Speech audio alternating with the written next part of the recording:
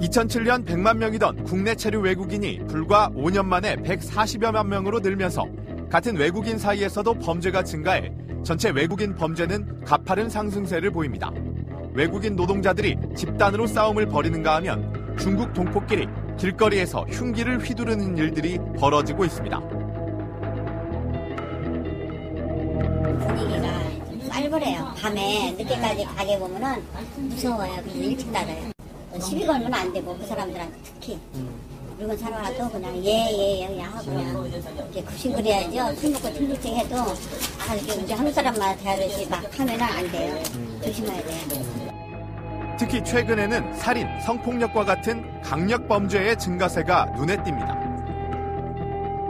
어떤 때 특히 이주민들에 대해서 배타심들이 만들어지느냐라고 하는 조사들을 해봤을 때 이주민들에 의한 범죄들이 급증하고 또는 그런 범죄들이 특히 이제 극악한 형태로 표현이 된다라든가 했을 때이거든요. 근데 따라서 출입국 심사를 강화하고 지문 같은 범죄 정보 수집 등에서 보다 면밀하고 체계적인 대책이 필요하다는 지적입니다. 살인 사건이나 성폭행 사건의 용의자를 추적함에 있어서도 이 용의자의 지문이라든가 기타 신원 정보 자체가 사전에 이미 축적되어 있지 않기 때문에 이런 용의자를 특정하는 데 많은 한계가 있는 것이죠. 더불어 무차별한 외국인 혐오도 반드시 경계해야 합니다. 지난주 인구의 60% 이상이 외국인인 안산의 다문화 거리에서는 중국 동포들끼리 사교춤을 추는 이색적인 모습도 볼 수 있었습니다.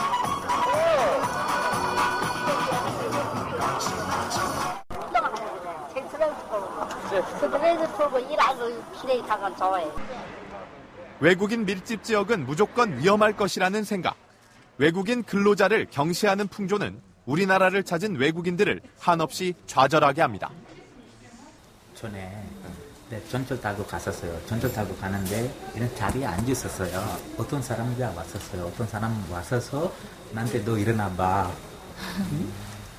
내가 가만히 있어서 가만히인데 너 일어나 봐. 나한테 비유받고 왔는 돈 주고 비유받고 자리에 와서 앉았는데 너만 나머지 사람들 일어나고 있는데 뭐라고 안 했잖아요. 2008년 남아공에서 발생한 집단 폭동. 40명이 넘는 사망자가 발생하고 16,000여 명의 사람들이 집을 잃었습니다. 이 폭동을 일으킨 것은 남아공의 젊은이들이었고 피해자들은 짐바브웨, 수단 등에서 이주해온 노동자들이었습니다. 제노포비아 현상을 초기에 막지 못한다면 이런 심각한 사회 문제가 야기될 가능성을 배제할 수 없습니다. 외국인 노동자들이 국내에 들어오기 시작한 것은 기피 업종에 대한 인력난을 해결하기 위해서였습니다. 때문에 지금 외국인 노동자들이 한국 산업 발전에 기여하고 있다는 점은 부인하기 어렵습니다. 이런 영세 제조업체나 농어축산 산업에 이주 노동자들이 계시지 않는다면 이 산업의 기반 자체가 지금 재생산되기 어려울 정도로 이분들은 이주민들의 기여와 참여에 굉장히 의존하고 계시다는 것. 그러니까 일자리를 빼앗는 게 아닌 거죠. 있는 외국인 다 잡아보내고 외국인 더 이상 입국하지 못하도록 철통같이 막아내면 아마 외국인 범죄 한국에서 뿌리 뽑을 수 있습니다. 만일 그런 일이 벌어진다면 한국 사회의 모든 산업경제 다 마비되고 문 닫게 됩니다. 현재 15만 명에서 급속한 증가 추세에 있는 다문화 가정 아이들이 지속적인 차별에 노출될 경우 그 분노는 부메랑이 돼 돌아올 수도 있습니다. 배제감과 차별감이 증폭이 된다고 한다면 여러 형태의 자생 테러라든가 또는 묻지마 범죄 시기에 그러한 위험한 사회가 계속될 수 있는 그럴 가능성도 배제할 수 없다고 봅니다. 결국 우리 사회의 중요한 한 일원으로서 적극적으로 함께 연결고리를 만드는 것이 꼭 있어야 한다고 생각됩니다. 내국인도 외국인도 불안한 사회는 정상적인 사회라고 할 수 없습니다. 범죄에 대한 철저한 예방과 더불어 열린 사회에서 공존하기 위한 지혜가 필요합니다.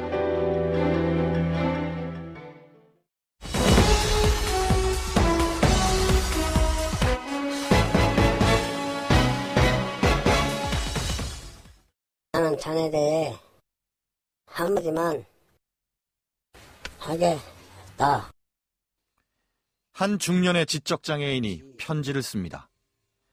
맞춤법도 대부분 틀린 알아보기도 힘든 글씨. 한 단어 한 단어마다 어눌한 말투로 되새겨가며 그는 누군가에게 보낼 편지를 쓰고 있습니다. 지난 30년을 고기잡이배 선원인 이 남자의 나이는 49살. 19살 때 시작한 뱃일이 어느덧 30년 세월입니다. 억울하고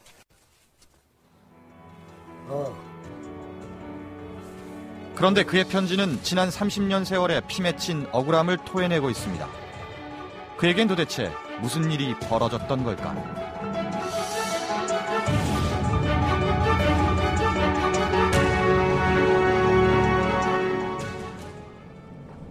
전북 군산의 한 항구. 항구 가까운 거리의 골목 곳곳에 유난히 여관들이 많이 눈에 띕니다. 하지만 이들 가운데 상당수는 보통의 여관과는 다른 곳들입니다. 하루 묵으려면 어떻게 해야 돼요? 여기는 그런 게 아니에요. 가정집이야, 마찬가지. 아, 여기 가정집이에요? 예. 여관 아니에요? 아니에요. 아, 아니에요? 분명히 여관이 맞는데 무슨 사정일까? 배가 들어오면 어디 오할 데가 없잖아요. 여기 고향이 아니니까. 그러면 다시 이제 여관을 또 들어가는 거예요. 내가 배 나갈 때까지 좀 먹고 자고 할 테니까 나중에 배 나갈 때 돈을 드릴게요. 그렇게 하라 그래요. 군산에는 거의 그게 반이에요. 선원 A씨의 말에 따르면 일부 여관들이 일반 손님을 안 받는 건 선원들을 대상으로 장기 숙박 형태의 영업만 하고 있기 때문입니다. 그런데 취재진은 선원 A씨에게서 이런 여관들 가운데 수상한 여관이 있다는 얘기를 들었습니다. 딴 사람들은 밖에를 못 나가게 하죠. 왜냐? 에서 돈을 썼으니까, 자기 돈을 썼으니까, 자기 돈을 썼으니까 돈을 내고 나가야 되죠. 여관을 들어가면 안 내시는 사람이나 지키고 있어요. 선원들이 한번 들어가면 빠져나오기 어렵다는 여관. 그런 여관이 있다는 게 사실일까? 취재진은 서둘러 의문의 여관으로 향했습니다. 항구 골목에 있는 한 건물. 출입문에 K여관이란 이름이 붙어 있습니다. 선원 A씨가 말한 바로 그 여관입니다.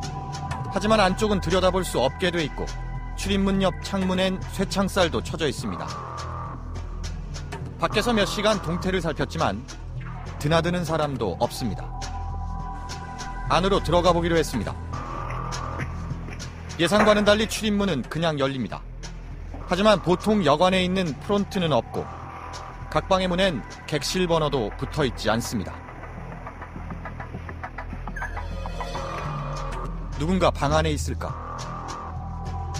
이부자리들이 그대로 널려있는 객실 안엔 누군가 사용한 흔적만 남아있을 뿐 여관엔 주인도 선원들도 아무도 없었습니다. 그렇다면 여관 주인은 어떤 사람일까? 우락부락하시는 분. 곱살이게 생겼어요. 조금만 해갖고 생각도 조금만 하니 우락도록 그렇게 생겼어요. 폭경은 잠자는 데 이 K여관 주인은 이모 씨.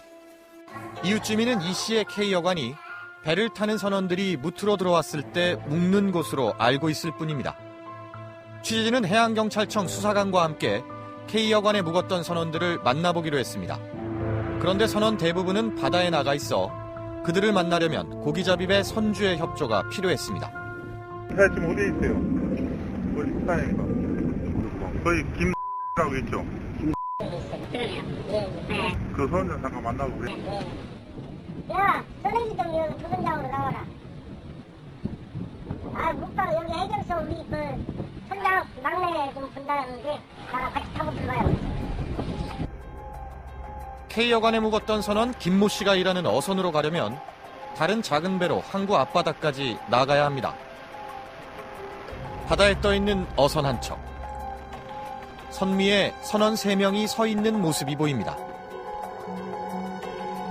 이들 가운데 K여관에 묵었던 선원 김 씨도 있을 겁니다.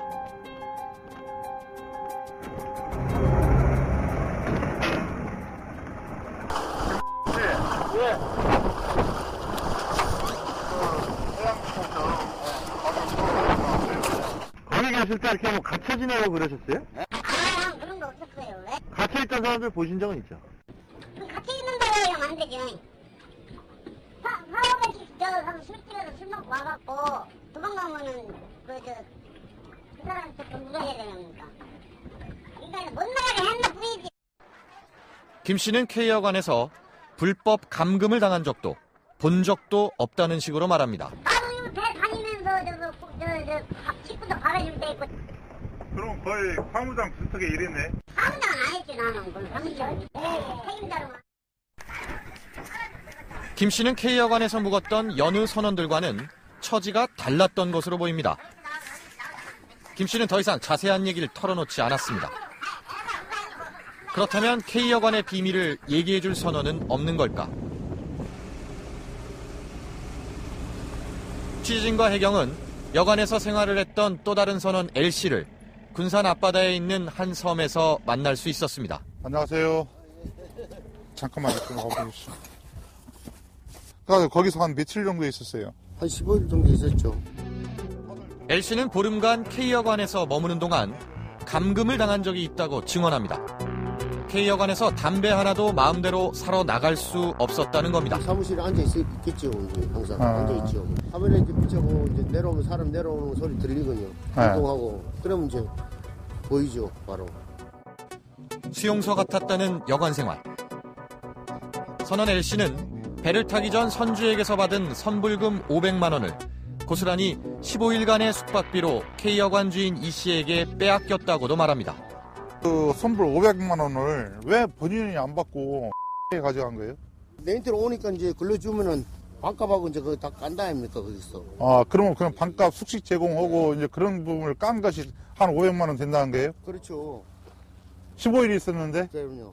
그러니까 이제 말이 안 되는 거죠. 그리고 나는 경찰에 신고할 순 없었을까?